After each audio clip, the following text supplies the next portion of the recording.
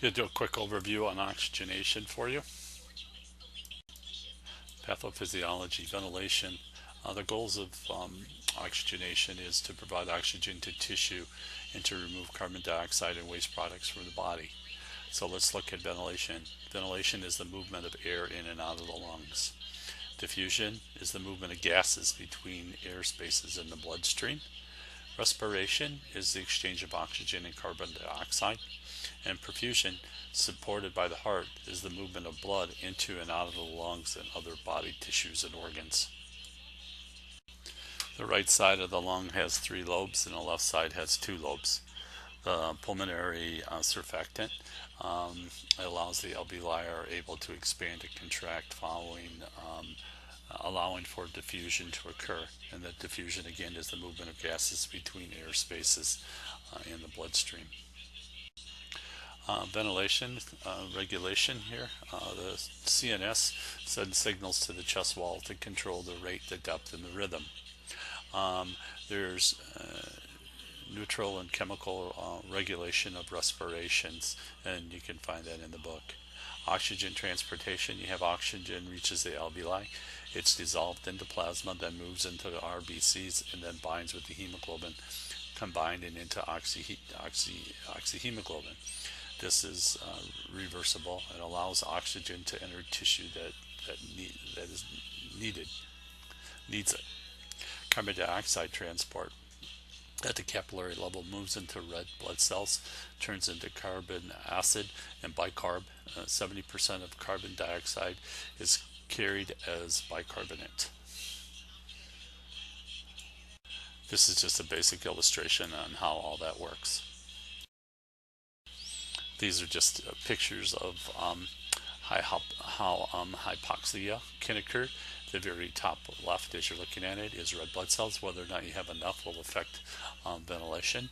Whether or not on the right, move towards the right on that, when you see the swollen tonsils, that's whether or not the airway is restricted or obstructed, so that air can't get through that. The picture with the skull and crossbones show that there's an increased level of CO2. If that happens, then where tissue is not going to get oxygenated.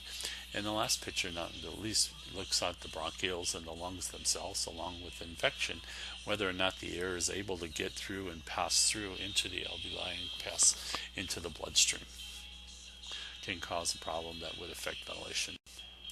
Hypoventilation can also affect one of those factors. That's when we have too much CO2, which is trauma, pain, infection, fluid overload. Some of the signs and symptoms that you may have with hypoventilation is dizziness, lethargy, confusion, disoriented. Remember, with COPD patients too, much oxygen can cause hypoventilation. These patients are used to having adjusted to higher CO2 levels, so their CO2 chemoreceptors are not functioning properly. On the side effect of hypoventilation, there's hyperventilation, which is increased respiratory rate, resulting in excess amounts of carbon dioxide eliminated, decrease in the CO2. Here you can have, the reason you can have that is anxiety, head injury, medications. Signs and symptoms is tachycardia, shortness of breath, chest pain, and dizziness. The circulatory system is the major delivery of oxygen to all the vessels and all the organs in the body. So it also delivers nutrients. It helps to support and sustain cellular life. If you don't have oxygen, you don't have nutrients, you don't have cellular life. So some of the blood flow regulation you want to look at is afterload. Afterload is resistance of ejected blood from the body from the left ventricle. In other words, what is afterload? Afterload is that vascular resistance that's in the vein, in the arteries that you may have. Preload is the amount of blood at the end of this distally. So it could be the dub. It's the dub of the love dub when you hear the heartbeat. CO2 or CO or cardiac output is the amount of blood ejected from the left ventricle after each minute. And contractility is the ability of the heart to squeeze blood from ventricles and prepare for the next contraction. So it squeezes the blood out and actually gets ready to relaxes and able to fill for the next time it's going to squeeze blood out. This is just an illustration of how the blood flows through the heart from the lungs. This is an overview of the conduction system of the heart. The SA node, it's the intrinsic load. It's the thing that's very at the very top up there. The intrinsic rate is anywhere between 100 to 110 beats per minute, and that's where we get our normal rhythm at. The atrioventricular node, as you move down, here's the AB node, and then it sends everything out through the rest of the heart.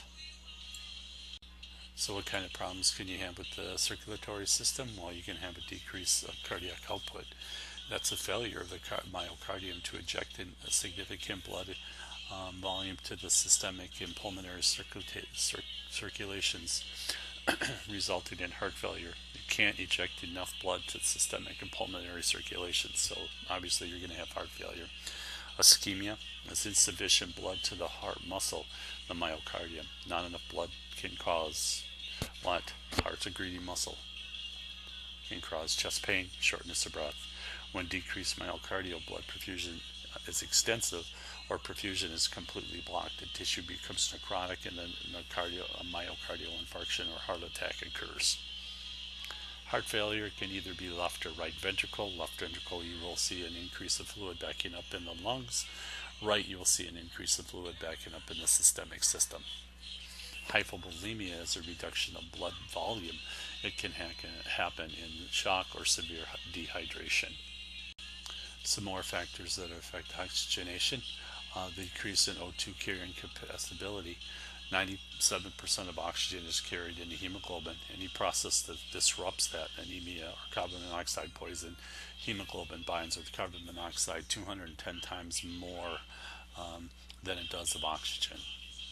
So when concentrations of inspired oxygen decline, oxygen carrying capabilities of blood decreases. That can happen in upper airway obstructions or high altitudes, or some other things here, but increased metabolism and chest wall movement can actually cause oxygen deoxygenation. So let's look at increased metabolic rate, increased oxygen demand. If the body can't meet the needs of the oxygenation then oxygen levels fall. That can happen in pregnancy, wound healing, and exercise. Fever increases the tissue need for oxygen also. Hypercapnia is the body attempt to adapt to increased CO2. Increased work or breathe-in with the eventual hypoxemia. Decreased arterial oxygen levels, and you may see that with signs and symptoms of anxiety, restlessness, tachycardia, and hypertension. And then chest wall movement itself. Abnormal structures or shape or muscle disease. You can have some neural system diseases or trauma that can cause a problem. Disease, trauma involving the medulla oblongata and the spinal cord of the CNS has the ability to impair respirations also. C3, C4, C5 keeps you alive. So if the phrenic nervous damage to the diaphragm does not descend, thus reducing inspiratory lung volume and causes hypoxemia. If you just think about it for a second, just the changes of aging and the cardiopulmonary system themselves will causes a decrease in ability of oxygenation. If you look at cigarette smoking, eating of fat, greasy foods, exercise, alcohol will cause that. That's the lifestyle factors that affect cardiopulmonary system. Along with, if you look at the top right hand corner, the nurse pulling her hair out, stress also has that effect on you. So let's assess assessment. So let's look at the history. Patient's baseline, if they're presenting with cardiopulmonary function problems in the past, any past illnesses, physical exam of the cardiopulmonary systems needs to be done. A review of laboratory and diagnostic tests, CDC, could be a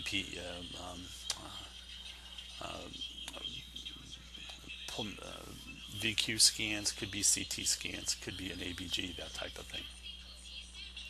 Fatigue, you want to look at fatigue.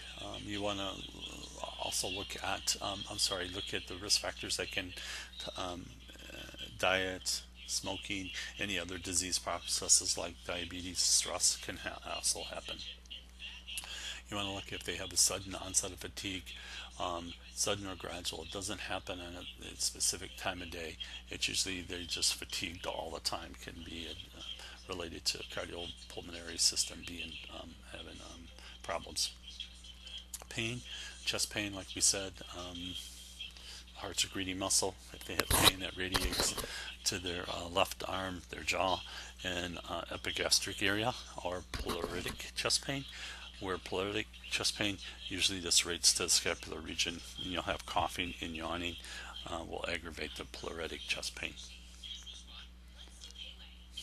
You want to look at their breathing pattern for any dyspnea, use of accessory muscles, or opthopnea. Medications. Many herbs like over-the-counter drugs increase heart rate and blood pressure, so we need to watch out. Like in this drug here that's up there, it's got minhunga in there. It has epinephrine. It can cause bronchospasms. Respiratory, you want to do an assessment on the respiratory status, and look for any other types of medications that they may have. Some of the nursing diagnoses that we can come up with. Just make sure that your objective and subjective data fit them. So when you're looking at things to do for your patient, when you're planning the care, provide for a patient, providing a patient airway, improving oxygenation, increasing level of independence. Those are things that you can plan for to help with your patient, but you need to do those with your patient in mind and use those as joint goals.